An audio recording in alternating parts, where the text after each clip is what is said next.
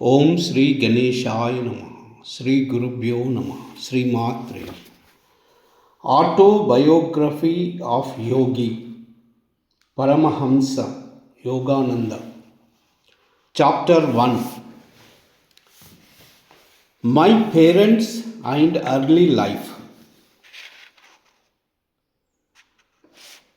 The characteristic feature of Indian culture have long been a search for ultimate verities and the concomitant disciple guru relationship.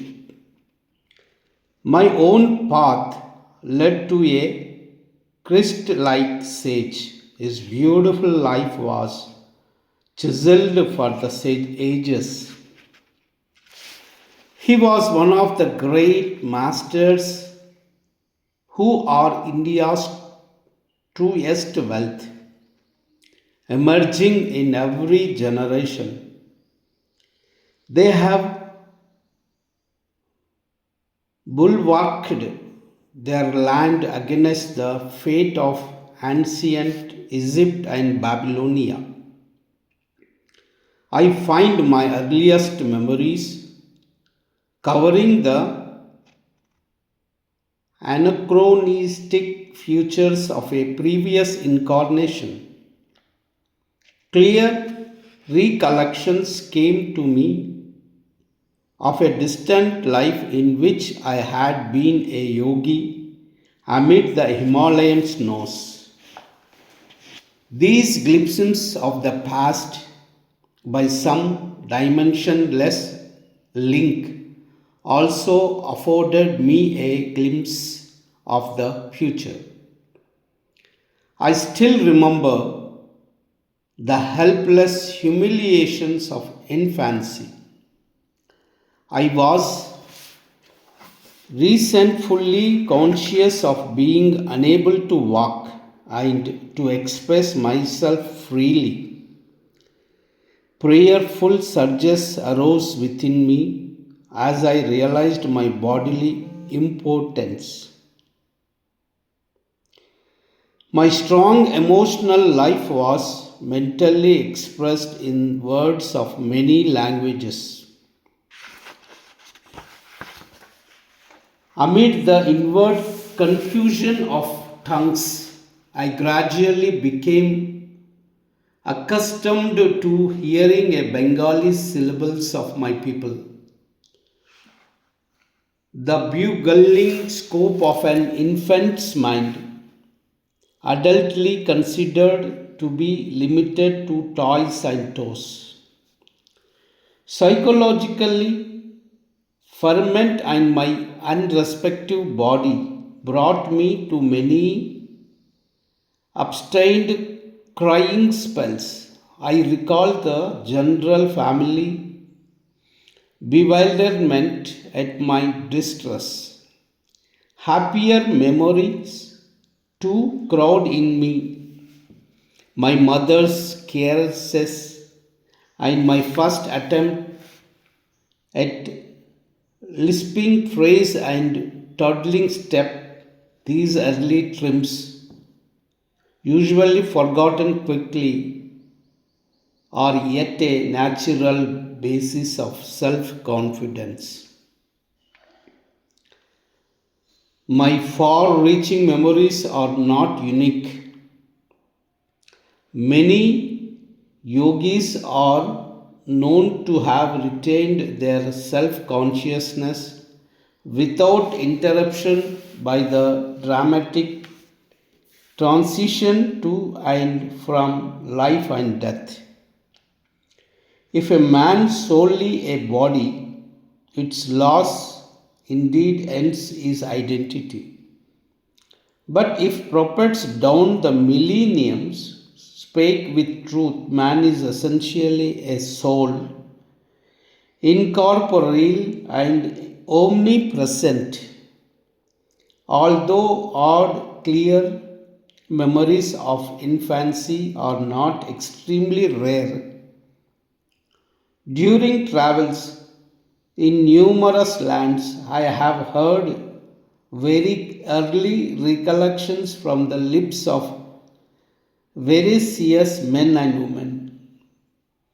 I was born on January 5th, 1893, in Gorakhpur, in northeastern India, near the Himalaya mountains. There, my first 8 years were passed. We were 8 children, 4 boys and 4 girls. I, Mukunda Lal Ghosh, was the second son and the fourth child. Father and mother were Bengalis of the Kshatriya caste. Both were blessed with saintly nature. Their mutual love, tranquil and dignified, never expressed itself frivolously. A perfect parental harmony was the calm center for the revolving tumult of 8 young lives. Father Bhagavati Charan Ghosh was kind, grave, at times stern. Loving him dearly, we children yet observed a certain reverential distance. An outstanding mathematician and logician, he was guided principally by his intellect, but mother was the queen of arts and taught us only through love. After her death, father displayed more of his inner tenderness. I noticed then that his gaze often seemed to be metamorphosed into my mother's gaze. In mother's presence, we children made an early bittersweet acquaintance with the scriptures. Mother would resourcefully summon from the Mahabharata and the Ramayana suitable tales to meet the exigencies of discipline. On these occasions, chastisement and instruction went hand in hand. As a gesture of respect for father, in the afternoons, mother would dress us children carefully to welcome him home from the office. He held a position similar to that of a vice president in one of the India's large companies, Bengal Nagpur Railway. His work involved traveling. Our family lived in several cities during my childhood. Mother held an open hand towards the needy. Father was also kind disposed, but his respect for law and order extended to the budget. One fortnight, mother spent in feeding the poor more than father's monthly income. All I ask, please, father said, is that you keep your chastities within a reasonable limit. Even a gentle rebuke from her husband was grievous to mother, not hinting to the children at any disagreement. She ordered a hackney carriage. Goodbye, I am going away to my mother's home. Ancient ultimatum. We broke into astounded lamentations. Our maternal uncle arrived opportunely. He whispered to the father some sage counsel, garnered no doubt from the ages. After the father had made a few Conciliatory remarks, mother happily dismissed the cab. Thus ended the only trouble I ever noticed between my parents. But I recall a characteristics discussion. Please give me 10 rupees for a hapless woman who was just arrived at the house. Mother's smile had its own persuasion. Why 10 rupees? One is enough. Father added a justification. When my father and grandparents died suddenly, I had my first experience of poverty. My only breakfast before walking miles to school was a small banana. Later at the university, I was in such a need that I applied to wealthy judge for aid of 1 rupee per month. He declined, remarking that even a rupee is important. How bitterly you recall the denial of that rupee. Mother's heart had an instant logic. Do you want this woman also to remember painfully your refusal of 10 rupees, which she needs urgently? You win with immemorial gesture of vanquished husbands. He opened his wallet. Here is a 10 rupee note. Give it to her with my goodwill. Father tended first to say no to any new proposal. His attitude towards the stranger who so readily had won mother's sympathy was an example of his customary caution. An aversion to instant acceptance is really only honoring the principle of due reflection. I always found Father reasonable and evenly balanced in his judgments. If I could bolster up my numerous requests with one or two good arguments, he would invariably put within my reach and coveted goal, whether a vacation trip or a new motorcycle.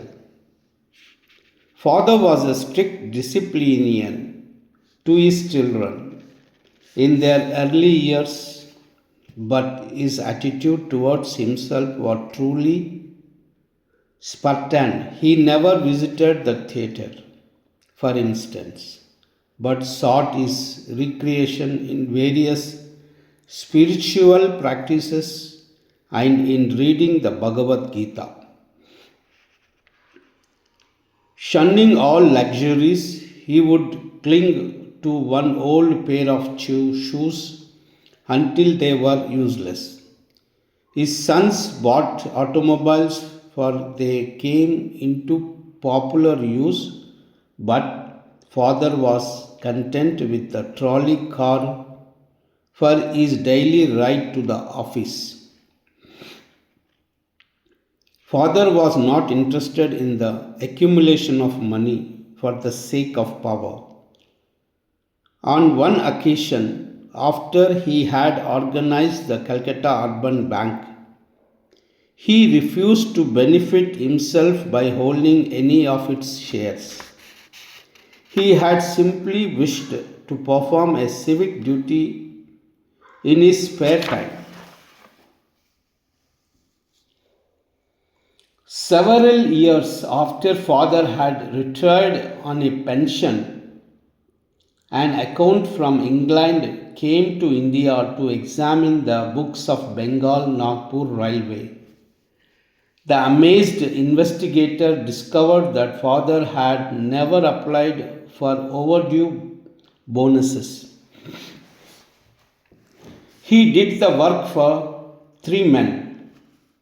The accountant told the company he has a rupees 1,25,000 $41,250 owing to him as a back compensation. The treasurer sent father a check for the amount. My parent thought so little about the matter that he forgot to mention it to the family.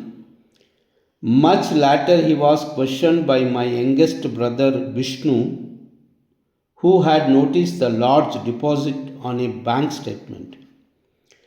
Why be elated by material profit? Father replied, the one who pursues a goal of even a mindedness is neither jubilant with gain nor distressed by loss. He knows that man arrives penniless in this world and depart without a single rupee. Early in their married life, my parents became disciples of a great master, Lahari Mahasaya of Banaras. This association strengthened father's naturally ascetical temperament. Mother once made a remarkable admission to my eldest sister Roma. Your father and I sleep together as a man and wife only once a year for the purpose of having a children. Father met Lahari Mahasaya through Abhinash Babu, an employee of a branch line of Bengal Nagpur Railway in Gorakhpur. Abhinash Babu instructed my young ears with engrossing tales of many Indian saints. He invariably concluded with a tribute to the superior glories of his own Guru. Did you ever hear the extraordinary circumstances under which your father became a disciple of a Lahari Mahashaya? It was on a lazy summer afternoon, as Abhinash and I sat together in the compound of my home, that he put this intriguing question. I shook my head with a smile of anticipation. Years ago, before you born, I asked my superior officer, your father, to give me a week's leave from my office duties in order to visit my Guru in Banaras. Your father ridiculed my plan. Are you going to become a religious fanatic? He inquired. Concentrate on your office work if you want to forge ahead. Sadly, walking home along with a woodland path that day, I met your father in a palanquin. He dismissed his servants and conveyance and fell into step beside me. Seeking to console me, he pointed out the advantages of striving for worldly success. But I heard him listlessly. My heart was repeating, Lahari Mahashaya, I can't live without seeing you. Lahari Mahashaya, I cannot live without seeing you. Our path took us to the edge of tranquil of fields, where the rays of the late afternoon sun were crowning the tall ripples of the wild grass. We paused in admiration. There in the field, only a few yards from us, the form of my great Guru suddenly appeared. Bhagavati, you are too hard on your employee. His voice was resonant in our astounded ears. He vanished as my as mysteriously as he had come. On my knees I was exclaiming Lahari Mahashaya, Lahari Mahashaya. For a few moments your father was motionless with stupefaction. Abhinash, not only do I give you leave, but I give myself leave to start for Banaras tomorrow.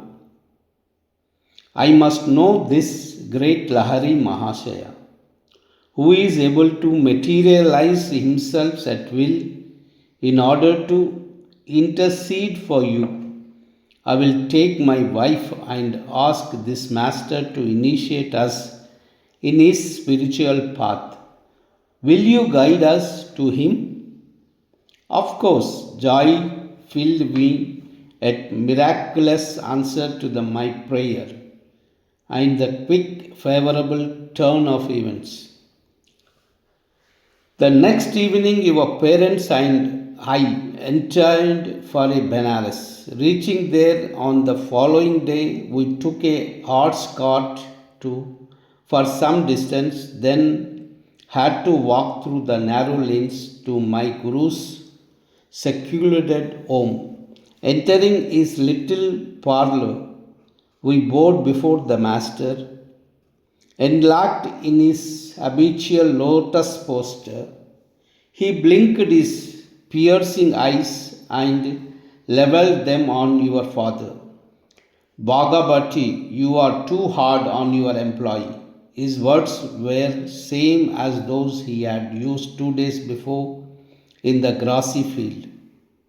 He added, I am glad that you have permitted Abhinash to visit me and that you and your wife have accompanied him. To their joy, he initiated your parents in the spiritual practice of Kriya Yoga. Your father and I, as a brother disciples, have been close friends since the memorable day of the vision. Lahari Mahashaya took a definite interest in your own birth. Your life shall surely be linked with his own. The Master's blessing never fails. Sarvamangala.